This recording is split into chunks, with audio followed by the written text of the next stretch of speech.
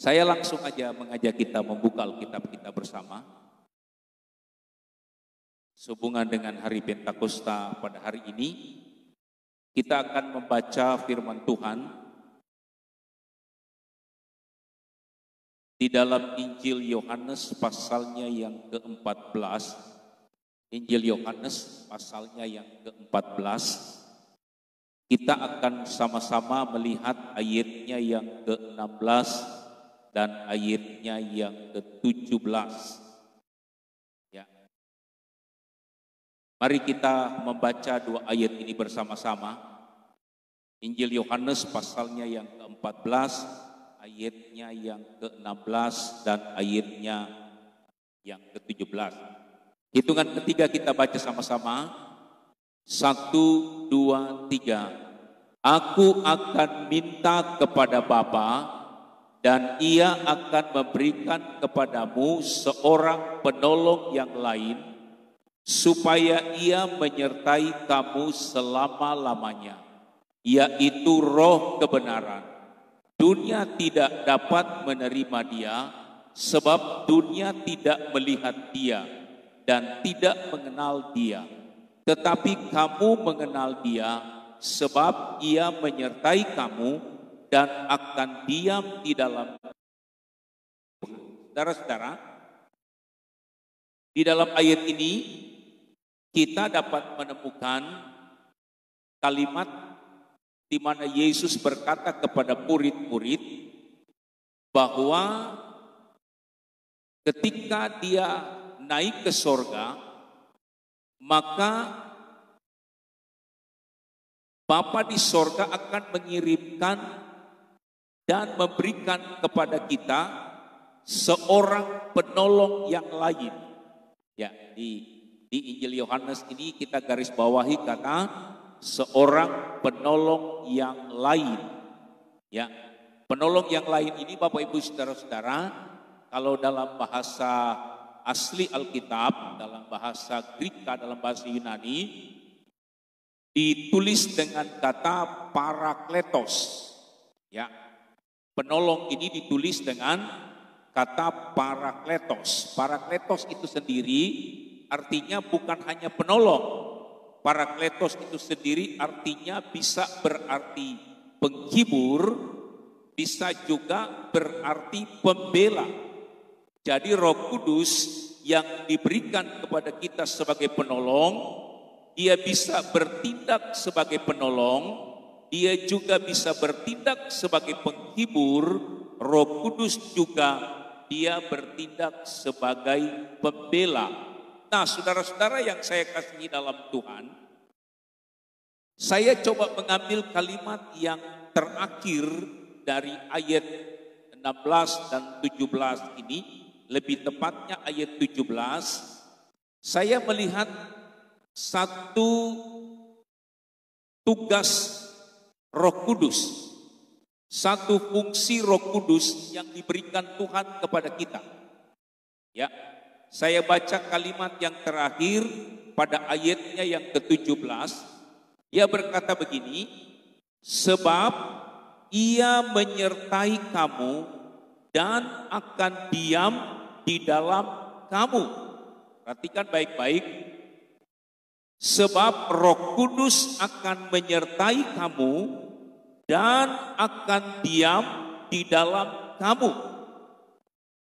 Bayangkan Bapak Ibu Saudara-saudara, firman Tuhan mengingatkan kita bahwa Roh Kudus itu, Sang Penolong itu, Parakletos itu, Sang Penghibur itu, Sang Pembela itu akan menyertai kita, kata firman Tuhan. Bukan hanya menyertai kita, tetapi firman Tuhan berkata, Dia akan diam di dalam kita. Ya.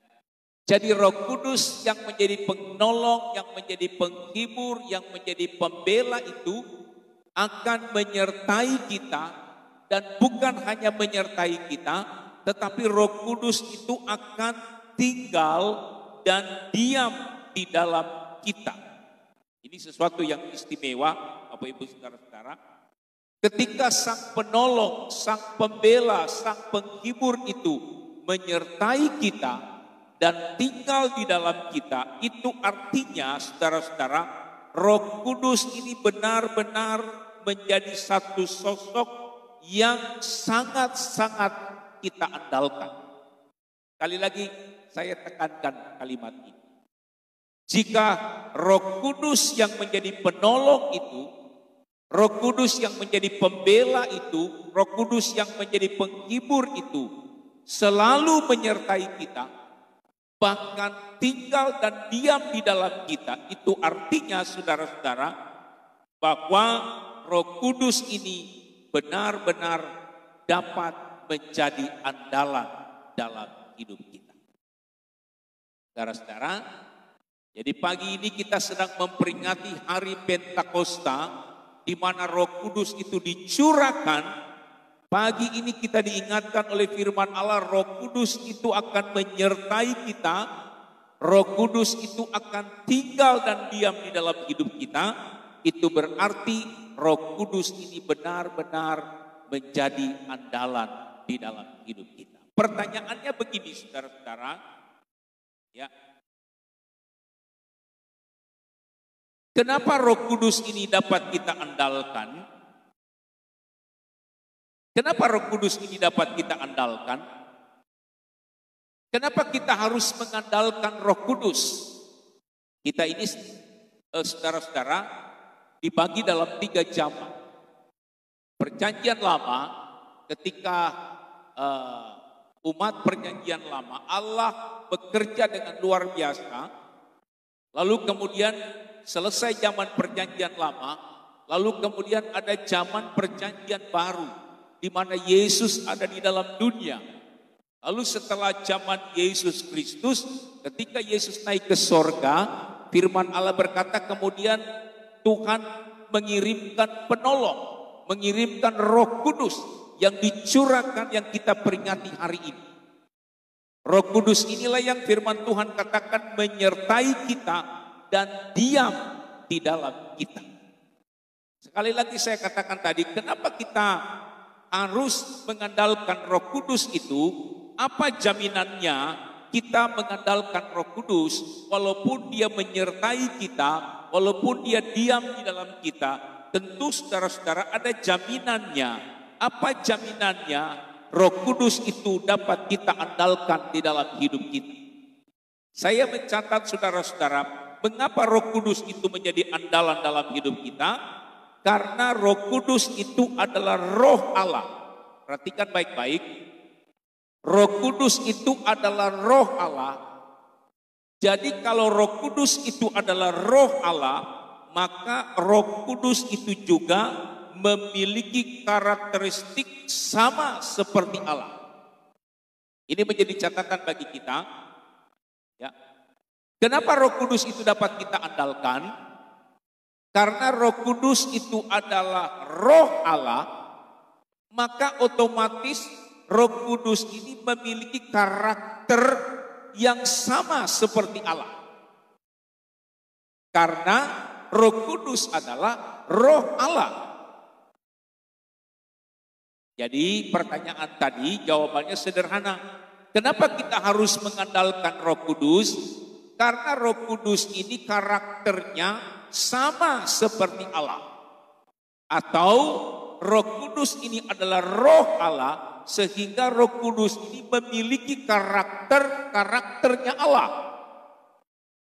Pertanyaannya saudara-saudara, apa sih karakteristiknya Allah itu? Karakteristiknya Allah, saudara-saudara, ada 3 yang tidak dimiliki oleh manusia, dan ini hanya dimiliki oleh Allah. Ini menjadi catatan bagi kita pagi ini.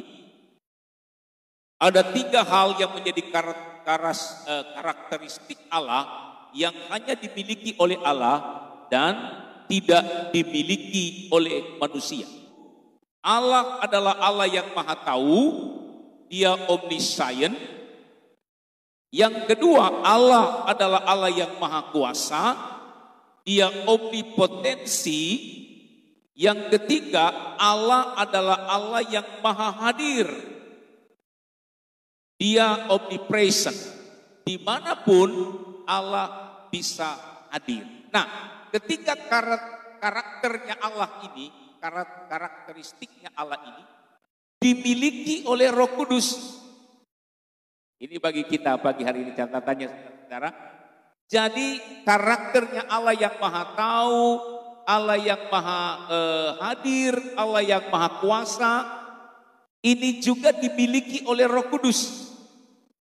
Itu sebabnya saya katakan tadi, Roh Kudus yang menyertai kita, Roh Kudus yang diam di dalam kita, itu bisa betul-betul menjadi andalan bagi kita orang percaya, sebab dia adalah Roh Allah, dia adalah Roh yang Maha Tahu, dia adalah Roh yang Maha Kuasa, dia juga adalah Roh. Nah, pagi ini saya ingin memberikan beberapa catatan bagi Bapak Ibu saudara-saudara ya, tentang Roh yang Maha Tahu, Roh yang Maha Kuasa, dan Roh yang Maha Hadir. Kita lihat dulu yang pertama, saudara-saudara, apa yang dimaksud dengan Roh itu adalah Roh yang Maha Tahu. Jadi Roh Kudus ini memiliki karakter, dia adalah Roh yang Maha Tahu. Artinya tidak ada yang dapat disembunyikan dari dia. Ya.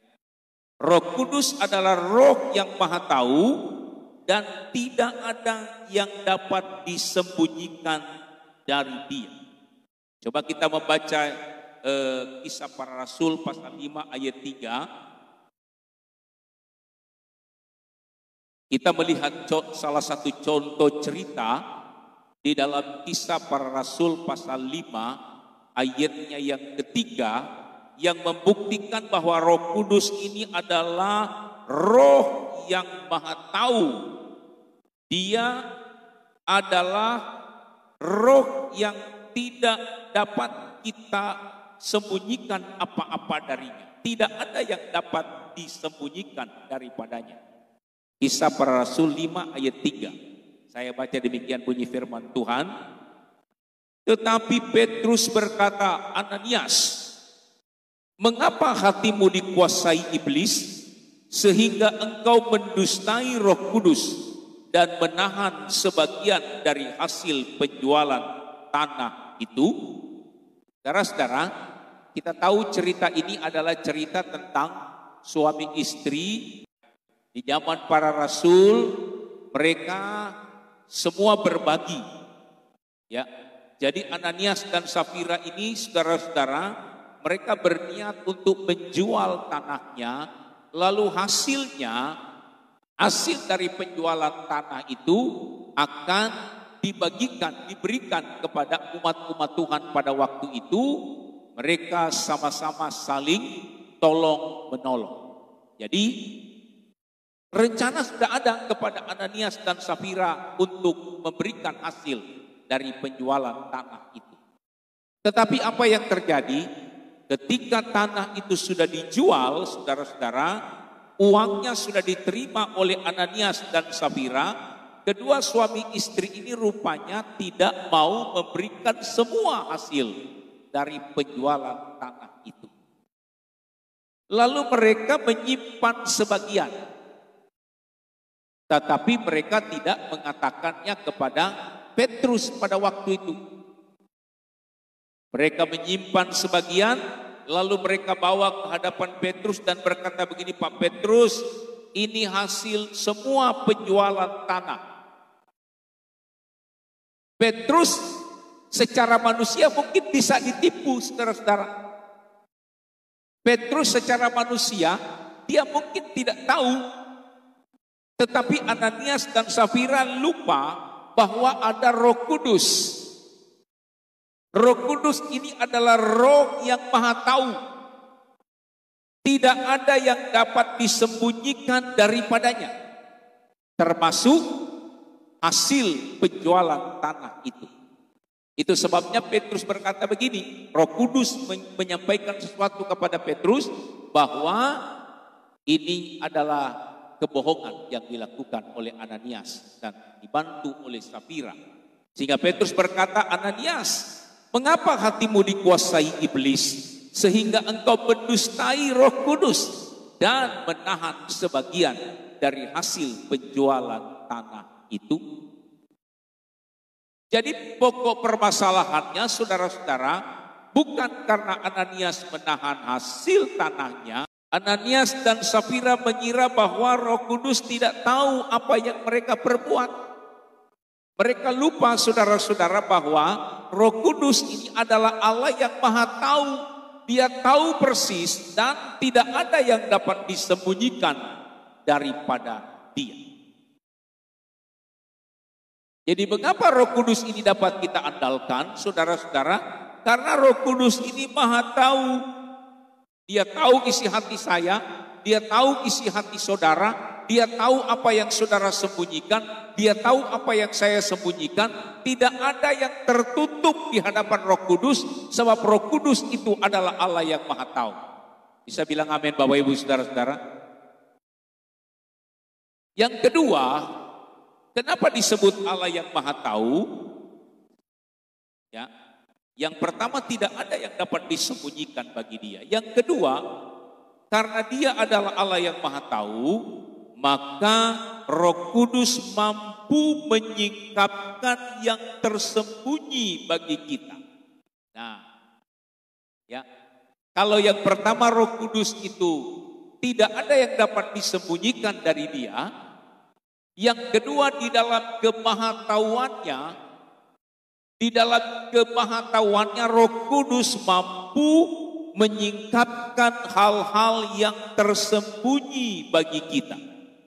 Coba kita baca dulu Yohanes 14 ayat 26. Yohanes 14 ayat 26. Demikian bunyi firman Tuhan. Tetapi penghibur, yaitu Roh Kudus yang akan diutus oleh Bapa dalam namaku, Dialah yang akan mengajarkan segala sesuatu kepadamu dan akan mengingatkan kamu akan semua yang telah kukatakan kepadamu. Saudara, perhatikan ayat ini. Roh Kudus itu Dia akan mengajarkan kepada kita, mengingatkan kepada kita apa yang tidak pernah kita tahu, apa yang belum pernah kita tahu. Roh Kudus mampu untuk menyingkapkan itu. Ya. Kenapa Roh Kudus mampu menyingkapkan? Karena Dia adalah Roh yang Maha Tahu. Di samping tidak ada yang dapat disembunyikan daripadanya, Dia juga mampu menyingkapkan hal-hal yang kita tidak pernah tahu, hal-hal yang belum pernah kita tahu. Saya beri contoh sederhana saja. Mari kita coba membuka di dalam Kisah Para Rasul pasalnya yang ke-8 ayatnya yang ke-30. Ini cerita tentang bagaimana Filipus disuruh oleh Tuhan untuk menjelaskan firman Tuhan kepada sida-sida dari Ethiopia. Coba kita baca ayatnya yang ke-30 saja. Saya tahu persis saudara mungkin sering membaca ayat ini, tetapi kita coba baca kembali di dalam Kisah Para Rasul 8 ayatnya yang ke-30. Filipus segera ke situ dan mendengar sida-sida itu sedang membaca kitab Nabi Yesaya. Kata Filipus, mengertikah Tuhan apa yang Tuhan baca itu? Saudara-saudara, Filipus ini adalah seorang murid Tuhan yang dipakai Tuhan luar biasa. Ya. Ketika Roh Kudus turun di Yerusalem, salah satu yang betul-betul dikuasai oleh Roh Kudus, dikuasai oleh kuasa Roh Kudus adalah Filipus. Di dalam perjalanannya, dalam penginjilannya di kota-kota di Samaria, satu ketika Roh Kudus mengingatkan kepada Filipus, Filipus, cepat kamu pergi ke satu tempat. Di sana ada orang yang memerlukan pengajaran. Di sana ada orang yang memerlukan penyingkapan firman Tuhan. Lalu Roh Kudus membawa Filipus untuk menemui seorang sida-sida. Sida-sida ini adalah seorang utusan atau pembesar dari Ethiopia. Sida-sida ini saudara-saudara, dia sedang membaca kitab Nabi Yesaya. Tapi sida-sida ini tidak mengerti apa sih artinya yang ditulis di dalam kitab Nabi Yesaya. Kita nggak perlu baca ya saudara-saudara apa yang dibaca oleh sida-sida itu. Ya, tetapi yang jelas sida-sida dari Ethiopia ini dia tidak mengerti. Dia membaca firman Tuhan tetapi dia tidak mengerti apa yang dia baca. Membawa Filipus untuk menerjemahkan. Karena Roh Kudus adalah Roh yang Maha Tahu. Roh Kudus memberikan kepada Filipus satu penjelasan pengertian untuk bisa disampaikan kepada sida-sida dari Ethiopia itu, sehingga firman Tuhan yang dia baca, firman Tuhan yang dia renungkan, sida-sida itu mengerti apa maksudnya, yaitu apa yang dijelaskan oleh firman Tuhan itu. Jadi saudara-saudara, Bapak Ibu saudara-saudara, ketika Bapak Ibu saudara-saudara membaca firman Tuhan di rumah, dimanapun kita membaca firman Tuhan, dan kita berdoa supaya Roh Kudus mengingatkan kita, supaya Roh Kudus menjelaskan kepada kita, supaya Roh Kudus memberikan kita penjelasan, maka percayalah apa yang tersembunyi bagi kita, apa yang tidak pernah dan belum pernah kita tahu, kalau kita minta Roh Kudus untuk menjelaskannya kepada kita, maka Roh Kudus akan menjelaskannya kepada kita, memberikan pengertian kepada kita, karena Dia adalah Roh yang Maha Tahu. Haleluya. Ya. Apa saja Bapak Ibu saudara-saudara? Kalau mungkin Bapak Ibu saudara-saudara sedang menghadapi sesuatu yang bagi Bapak Ibu saudara belum dapat dimengerti, persoalan, tantangan, masalah yang mungkin bagi Bapak Ibu saudara-saudara sulit untuk bisa dimengerti, Roh Kudus menjadi andalan bagi kita. Berdoalah dan minta kepada Roh Kudus, karena Roh Kudus adalah Roh yang Maha Tahu. Dia adalah Roh Allah dan sainsnya betul-betul ada sebagai bukti bahwa Roh Kudus Dia adalah Allah yang Maha Tahu. Jadi sekali lagi saya ingatkan ya Bapak Ibu saudara-saudara, kenapa Roh Kudus itu Allah yang Maha Tahu? Karena Dia tidak dapat disembunyikan, kita tidak dapat menyembunyikan sesuatu dari Dia, dan Dia bisa mengungkapkan, menyingkapkan yang belum pernah kita tahu di hadapan kita, karena Dia adalah Allah yang Maha Tahu. Jadi Roh Kudus itu adalah Roh yang menjadi andalan dalam hidup kita. Yang kedua saudara-saudara, dikatakan bahwa Allah itu punya karakteristik, di samping Dia adalah Allah yang Maha Tahu, Allah itu juga adalah Allah yang Maha Kuasa. Nah, kalau Allah adalah Allah yang Maha Kuasa, maka Roh Kudus juga adalah Roh yang Maha Kuasa. Apa buktinya? Coba kita baca Kisah Para Rasul. Kisah Para Rasul pasal 1 ayat 8. Kenapa Roh Kudus itu disebut Roh yang Maha Kuasa? Kisah Para Rasul 1 ayat 8. Kita baca demikian bunyi firman Tuhan.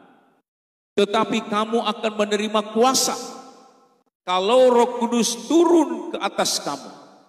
Dan kamu akan menjadi saksiku di Yerusalem, di seluruh Yudea dan Samaria, dan sampai ke ujung bumi. Perhatikan ayat ini saudara. Firman Tuhan katakan kamu akan menerima kuasa kalau Roh Kudus turun atas kamu. Tadi ayat yang kita baca awal tadi, Roh Kudus akan menyertai kita dan tinggal di dalam kita, kata firman Tuhan. Dia adalah Roh yang Maha Tahu. Kalau Dia menyertai kita, Dia memberi petunjuk kepada kita. Dia memberikan jawaban atas hal-hal yang belum kita mengerti. Yang kedua, Roh Kudus itu adalah Allah yang Maha Kuasa, Roh yang Maha Kuasa. Kenapa dikatakan Roh yang Maha Kuasa? Karena ayat ini berkata, kalau Roh Kudus turun atas kamu, kalau Roh Kudus menyertai kamu, kalau Roh Kudus tinggal di dalam kamu, maka kamu akan menerima kuasa. Kalau saya dan saudara menerima kuasa dari Roh Kudus, itu berarti Roh Kudus itu adalah Allah yang Maha Kuasa. Apa buktinya Roh Kudus itu menjadi Allah yang Maha Kuasa? Saudara-saudara, murid-murid Tuhan, mereka berkumpul di loteng Yerusalem. Selama beberapa hari mereka berkumpul di loteng Yerusalem, ada 120 murid-murid Tuhan. Mereka kumpul di atas loteng Yerusalem. Lalu kemudian hari ini kita peringati ketika mereka sedang berdoa, ketika mereka sedang bergumul dengan Tuhan, lalu Tuhan mencurahkan Roh Kudus-Nya. Itu disebut sebagai hari Pentakosta, hari pencurahan Roh Kudus. Hari ini Roh Kudus-Nya kita ingat, kita memperingati di mana Allah mencurahkan Roh Kudus-Nya kepada murid-muridnya, kepada orang percaya. Dan ketika murid-murid menerima Roh Kudus, disertai oleh Roh Kudus tinggal dalam hidup mereka. Firman Tuhan katakan mereka menerima kuasa.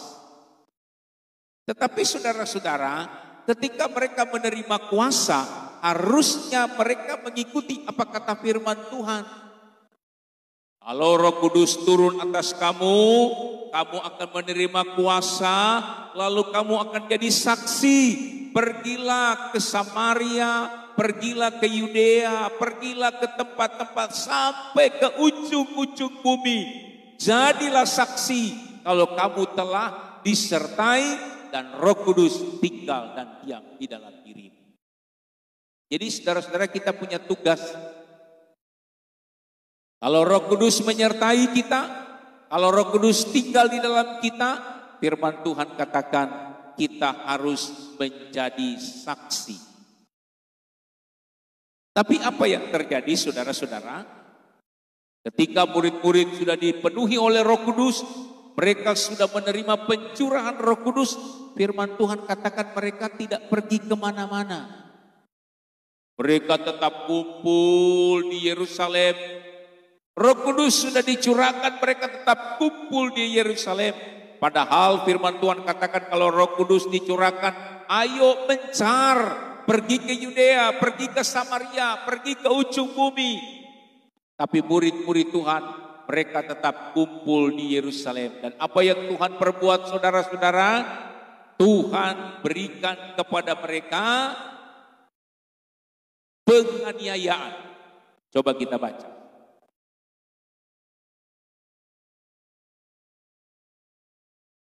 Kita baca dulu Kisah Para Rasul 8 ayatnya yang ke-1 bagian A dan B, boleh kita baca. Kisah Para Rasul 8 ayat 1. Kita lihat ya. Saulus juga setuju bahwa Stefanus mati dibunuh. Pada waktu itu mulailah penganiayaan yang hebat terhadap jemaat di Yerusalem. Mereka semua kecuali rasul-rasul tersebar ke seluruh daerah Yudea, Samaria. Nah, Bapak Ibu Saudara, ini firman Tuhan ini mengingatkan kalau kumpul-kumpul tidak mengikuti perintah Tuhan, Tuhan datangkan aniaya. Murid-murid Tuhan mereka asik kumpul di Yerusalem, Roh Kudus sudah dicurahkan, tapi mereka tetap kumpul di Yerusalem. Lalu Tuhan datangkan aniaya. Jemaat Yerusalem menerima aniaya sehingga akhirnya bubar jemaat Yerusalem. Pecah jemaat Yerusalem. Ada yang pergi ke Samaria, ada yang pergi ke Yudea. Mereka keluar tinggalkan Yerusalem. Nah, salah satu murid-murid yang tinggalkan Yerusalem adalah Filipus. Ketika aniaya terjadi di Yerusalem, Filipus tinggalkan Yerusalem, lalu dia pergi ke kota-kota di Samaria, kata firman Tuhan. Lalu apa yang terjadi di kota-kota di Samaria? Pak Filipus mengajarkan firman Tuhan dengan kuasa Roh Kudus. Ketika Filipus menyampaikan firman Tuhan dengan kuasa Roh Kudus, menyaksikan tentang karya Yesus Kristus, menyaksikan tentang bagaimana Yesus menebus dosa, menyaksikan tentang kuasa Yesus Kristus, firman Allah berkata, apa yang disampaikan oleh Filipus diurapi oleh Roh Kudus, dan Roh yang Maha Kuasa itu bekerja sehingga terjadi mujizat Tuhan. Coba kita baca ayat.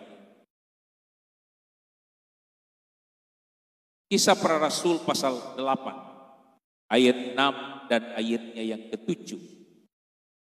Saya bacakan bagi kita. Apa yang terjadi di kota Samaria, di kota-kota yang ada di Samaria ketika Filipus menginjil. Ayat 6-7. Ketika orang banyak itu mendengar pemberitaan Filipus dan melihat tanda-tanda yang diadakannya, mereka semua dengan bulat hati menerima apa yang diberitakannya.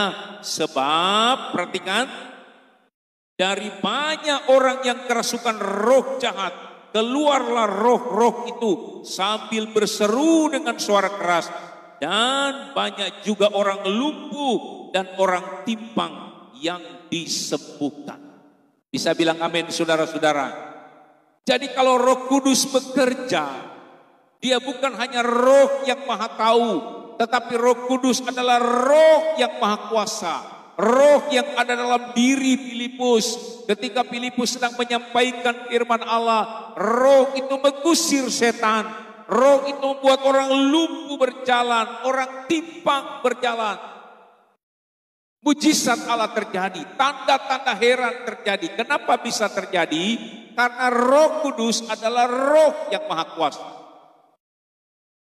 Nah, kalau Roh Kudus adalah roh yang maha kuasa, saudara-saudara, dia adalah Roh Kudus yang dapat menjadi andalan di dalam hidup kita.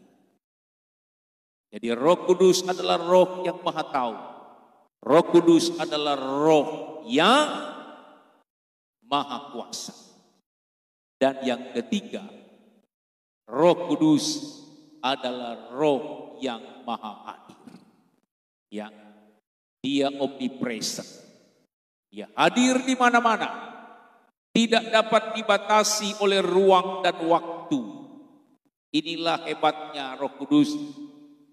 Di saat yang sama dia bekerja di Ulu Jami, di saat yang sama dia bekerja di kota-kota lain. Di saat yang sama dia hadir di Ulu Jami, di saat yang sama dia bisa hadir di Jakarta, dia bisa hadir di London, dia bisa hadir di Amsterdam, dia bisa hadir di kutub utara sekalipun. Sebab Roh Kudus adalah roh yang maha hadir. Dia omnipresent. Ya. Karena dia adalah roh Allah, maka dia memiliki karakteristik sama seperti Allah. Inilah jawabannya saudara-saudara pada pagi hari ini. Pada saat kita memperingati hari Pentakosta. Pertanyaan sederhana, dapatkah Roh Kudus itu kita andalkan? Saya katakan pagi hari ini, Roh Kudus benar-benar menjadi jaminan untuk menjadi andalan dalam hidup kita. Bagi Bapak Ibu saudara-saudara pagi ini percayalah, berdoalah, karena kita punya penolong yang lain. Di saat apa saja dia menjadi penolong dalam hidup kita. Dia menjadi pembela dalam hidup kita. Dia menjadi penghibur dalam hidup kita. Kalau dia menyertai kita, dia tinggal di dalam kita, dia memberikan kepada kita apa yang kita perlukan. Sebab dia adalah Allah yang maha tahu, dia adalah Allah yang maha kuasa, dan dia juga adalah Allah yang maha hadir. Tuhan Yesus memberkati. Mungkin ini yang dapat saya sampaikan di minggu pagi hari yang indah ini. Saya tidak tahu apa yang sedang saudara doakan. Baik saudara-saudara yang ada di rumah maupun saudara-saudara yang ada di tempat ini. Saya tidak tahu apa yang sedang saudara doakan, apa yang sedang saudara pikirkan pagi hari ini. Tapi percayalah, Roh Kudus benar-benar dapat kita andalkan. Karena Roh Kudus, Dia Allah yang Maha Tahu, Dia Allah yang Maha Kuasa, Dia juga adalah Allah yang Maha Hadir. Pagi ini mari kita berdoa bersama. Percayalah, Roh Kudus yang menyertai kita, Roh Kudus yang tinggal di dalam kita, Dia adalah Roh yang sama yang dicurahkan Tuhan pada 2000 tahun lalu di loteng Yerusalem, dan biar Roh itu juga menjadi bagian bagi kita semua pada pagi. Mari kita berdiri.